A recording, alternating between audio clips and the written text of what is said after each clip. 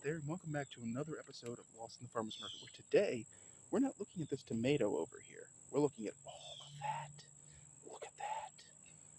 What is this plant, you ask? Well, its scientific name is Luffa acutangula, and it is not the Luffa Gourd you're looking for, but you will be now. Its common name is ridged gourd, and I got this plant as an accident. I bought seed for Luffa, expecting normal Luffa, and got this instead. Imagine my surprise when it started belting out gourds, and I'm looking at him going, what the hell is wrong with my gourds? Dad, this is what they look like when they're young. Extra lumpy, ridgy as heck, but really cool. I mean, look at that. It's the end of the summer, it's August, and of course this thing's starting to belt out gourds like nobody's business. Now what you don't know is this thing is growing on a cattle panel cut to size with two supports. Here's some gourds down here. Look at them. Fabulous, right? Am I right? So anyway, also, actually we're going to do this while we're here. Underneath, there's the second gourd it ever produced. So things are going good for this guy. I'm going to move our frame of reference just a little bit. So, man, the bugs are getting bad out here. Anyway, what makes this plant special? Blech. Well, let me say, it is in the Cucurbitaceae family, which is the gourd family. Cucurbits, which includes a lot of things. The name Luffa is from Arabic, louf, Louff, and I did not have the time to look up what that means, but I'm assuming it means basically it's one of those ones where it translates to the same thing. Acutangula, which sounds like it ought to be like a Decepticon, means with sharp edges, which the ridge gourds have pointy edges, so it makes sense. This plant is native to South Asia. However, in USDA zones 7 through 13 is classified as an annual, but there is some mention in the sparse variety of information I got for it that it may or may not be perennial in certain zones. I'm not sure which ones. I don't know if I should be concerned for my zone. We'll find out soon enough, I guess. Its soil pH preference is 6.5 to 7.5, and it prefers soils with very high organic content, which ironically, down there is where I dumped a whole bunch of mushroom compost. So check and check. Also, it's so happy. Look at this. Our native poinsettias are coming up here, and I will cover those in a video eventually, if I haven't already, or something. I'll write them up, or you'll find out more details later. Now, mind-blowing fact. The individual vines can be 30 to 50 feet long. So you see this? Going all the way up that cattle panel. It's escaped into my chia. It has escaped into the chia. Eventually, it's already gone all the way over here. And from here, we can see that there are at least 3 loofah hanging underneath and 2 up top. I'm going to have some serious sponges later. It's going to be dope. But anyway, that is a cattle panel fence held up by 2 T-posts. It is in the notch and then tied to the T-posts for extra support. I honestly had no idea that it was going to do all of this. It choked out most of the tomatoes. That's never happened before. But anyway,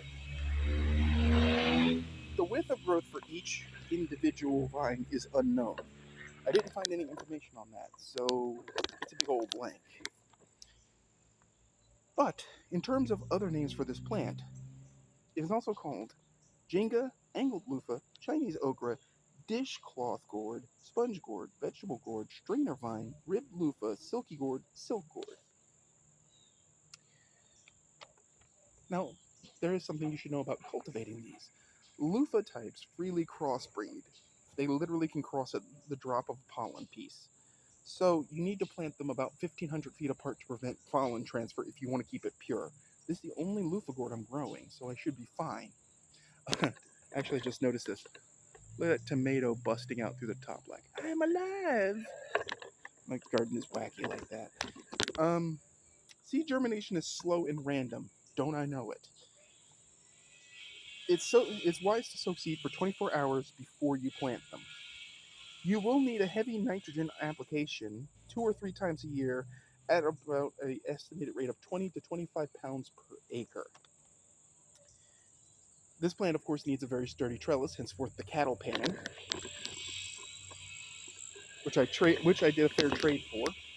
And this plant is frost sensitive and not okay with overwatering, so it doesn't tolerate wetness, constant soil wetness. As far as plants go, I'm just going to give you this piece of advice. When it came to Luffa Gourds, they were slow to get started and really needed the summer's heat to get going.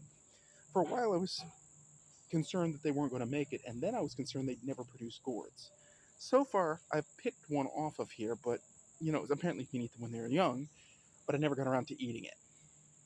So these ones are being grown on here specifically to try and make sponges, which requires a certain process involving bleach and letting them dry and shaking the seeds out. Ridge gourds are essentially Luffa gourds, they're just a different type. The normal Luffa gourd is round and fat, and they're kind of round, but they still have these ridges on them. Makes them a little bit different and more interesting in a way. In fact, while we're talking about different, right, here is an emerging Luffa gourd. Now the flowers, here's some spent flowers. There are no flowers on it during the day because it tends to bloom towards the evening, which is interesting. I have no idea what kind of pollinator this sucker attracts. But these flowers won't open till like 6 o'clock in the evening. And it looks like it's going to be covered with them today. So there is that. Now I've seen flies pollinating them, and I'm assuming moths, maybe? Or merely nighttime critters? Either way, it needs space. It is not something you can contain in a small area. Fortunately, over here, I'm okay with what it's doing, even if it's eating the universe and choke slamming my other cheek. But that's ridge gourd or ridged loofah for you. It's an interesting option, and you may get this accidentally as the loofah seed you order. So be careful of who you order from. Order from a reputable dealer. The dealer that I ordered this from is reliable, but I guess they didn't know the difference. Either way, that's loofah for you. If you have any comments about growing loofah, if you have any thoughts about growing loofah, please put them in the comments section.